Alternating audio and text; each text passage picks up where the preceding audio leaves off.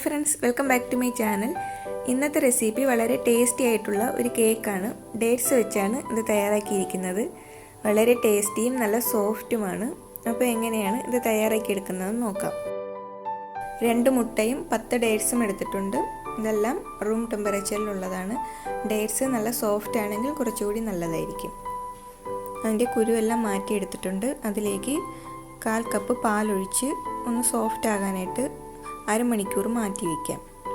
ഈ സമയത്ത് പഞ്ചസാര ഒന്ന് കാരമലൈസ് ചെയ്തെടുക്കാം. 1/4 കപ്പ് പഞ്ചസാര എടുത്തിട്ടുണ്ട്. ചെറിയ തീയിൽ വെക്കുമ്പോൾ ഇതേപോലെ പഞ്ചസാര നന്നായിട്ട് മെൽറ്റായി വരും. കരിഞ്ഞു പോവാതെ സൂക്ഷിച്ചാൽ മതി. ഇപ്പം നന്നായിട്ട് മെൽറ്റായി വന്നിട്ടുണ്ട്. ഇനി ഇതിലേക്ക് 1/4 കപ്പ് വെള്ളം കൂടി ഒഴിച്ചു കൊടുക്കാം. ഈ സമയത്ത് മുഖമൊന്ന് ദൂരോട്ട് മാറ്റി പിടിക്കണം. ഇതിൽ നിന്ന് നന്നായിട്ട് പുക വരും. ചൂട് വെള്ളമാണ് ഒഴിക്കേണ്ടത്. ഇപ്പോൾ പഞ്ചസാര നന്നായിട്ട് കട്ട പിടിച്ചതുപോലെ കാണാം. ഇത് നല്ലതുപോലെ ചൂടായി വരുമ്പോഴേക്കും നല്ല മെൽറ്റായി വരും. ഇപ്പോൾ പഞ്ചസാര നന്നായിട്ട് മെൽറ്റായിട്ടുണ്ട്. ഇനി ഇത് നമുക്ക് തണുക്കാനായിട്ട് മാറ്റി വയ്ക്കാം. കേക്ക് ടിൻ ഒന്ന് റെഡിയാക്കി എടുക്കാം. ഇതിൽ സൺഫ്ലവർ ഓയിൽ പുരട്ടിയിട്ടുണ്ട്. ഇതിലേക്ക് ബട്ടർ പേപ്പർ കൂടി വെച്ച് കൊടുക്കാം. ഇപ്പോൾ ഡേറ്റ്സ് നല്ല സോഫ്റ്റ് ആയിട്ടുണ്ട്. സ്പൂൺ വെച്ച് തന്നെ നന്നായിട്ടൊന്ന് ഉടച്ചെടുക്കാം. അടുത്തതായി മുട്ട നന്നായിട്ടൊന്ന് ബീറ്റ് ചെയ്തെടുക്കാം. 2 മുട്ട എടുത്തിട്ടുണ്ട്. ഇതിലേക്ക് 1 ടീസ്പൂൺ വാനില എക്സ്ട്രാക്റ്റ് കൂടി ചേർത്ത് കൊടുക്കാം. അപ്പോൾ മുട്ടയുടെ സ്മെല്ലൊക്കെ അങ്ങ് മാറിക്കിട്ടും. ഇനി നന്നായിട്ട് ബീറ്റ് ചെയ്തെടുക്കാം. ഇനി ഇതിലേക്ക് 3 ടേബിൾ സ്പൂൺ പഞ്ചസാര പൊടിച്ചത് കൂടി ചേർത്തിട്ടുണ്ട്. കേക്കിന് കൂടുതൽ മധുരം വേണമെന്നുള്ളവർക്ക് പഞ്ചസാരയുടെ അളവ് കൂട്ടാവുന്നതാണ്. ഇത് നോർമൽ മധുരമാണ്. ഇപ്പം നന്നായിട്ട് ബീറ്റായി വന്നിട്ടുണ്ട്. ഇനി ഇതിലേക്ക് ഡേറ്റ്സ് കൂടി ചേർത്ത് കൊടുക്കാം. നേരത്തെ തയ്യാറാക്കി വെച്ച കാരമൽ സിറപ്പ് നന്നായിട്ട് തണുത്തിട്ടുണ്ട്. അതും കൂടി ചേർത്ത് കൊടുക്കാം. ഇനി നന്നായിട്ട് ബീറ്റ് ചെയ്തെടുക്കാം. ഇപ്പോൾ നന്നായിട്ട് മിക്സ് ആയിട്ടുണ്ട്. ഇനി ഇതിലേക്ക് 1/4 കപ്പ് സൺഫ്ലവർ ഓയിൽ കൂടി ചേർത്ത് കൊടുക്കാം.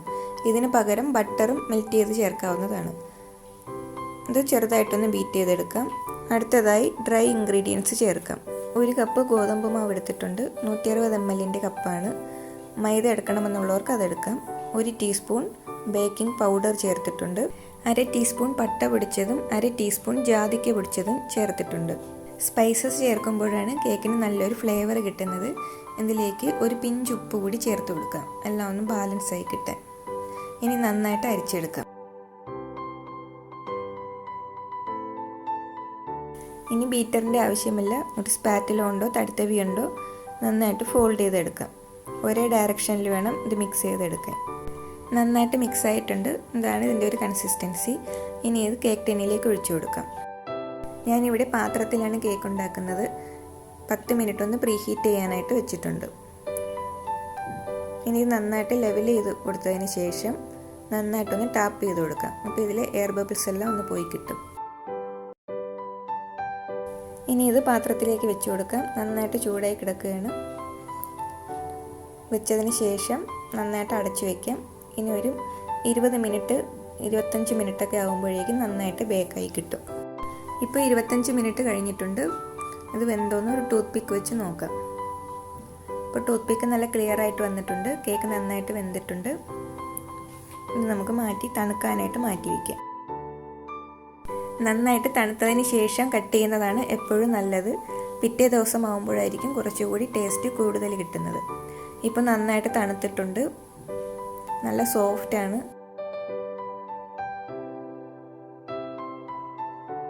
അടിഭാഗമൊക്കെ നന്നായിട്ട് കിട്ടിയിട്ടുണ്ട്. ബട്ടർ പേപ്പർ ഒന്ന് ഇളക്കി നോക്കാം. കരിഞ്ഞിട്ടൊന്നുമില്ല. നല്ല പെർഫെക്റ്റ് ആയിട്ട് തന്നെ കിട്ടിയിട്ടുണ്ട്. നല്ല മോയിസ്റ്റ് ആയിട്ടുള്ള ഒരു കേക്കാണ്. ഇതൊന്ന് കട്ട് ചെയ്ത് നോക്കാം. നല്ല സോഫ്റ്റ് ആയിട്ടാണ് ഇരിക്കുന്നത്. നിങ്ങൾക്കത് കാണാൻ പറ്റും. അതുപോലെ തന്നെയാണ് നല്ല ടേസ്റ്റിയുമാണ്. അപ്പോൾ എല്ലാവരും ഈ ഡേറ്റ്സ് കേക്ക് തയ്യാറാക്കി നോക്കണം. ഇഷ്ടപ്പെട്ടെങ്കിൽ ലൈക്ക് ചെയ്യാനും ഷെയർ ചെയ്യാനും കമൻറ്റ് ചെയ്യാനും ഒന്നും മറക്കരുത്. സബ്സ്ക്രൈബ് ചെയ്യാത്തവർ ഒന്ന് സബ്സ്ക്രൈബ് ചെയ്തേക്കണം. പുതിയൊരു റെസിപ്പിയുമായി നമുക്ക് അടുത്ത വീഡിയോയിൽ കാണാം. താങ്ക്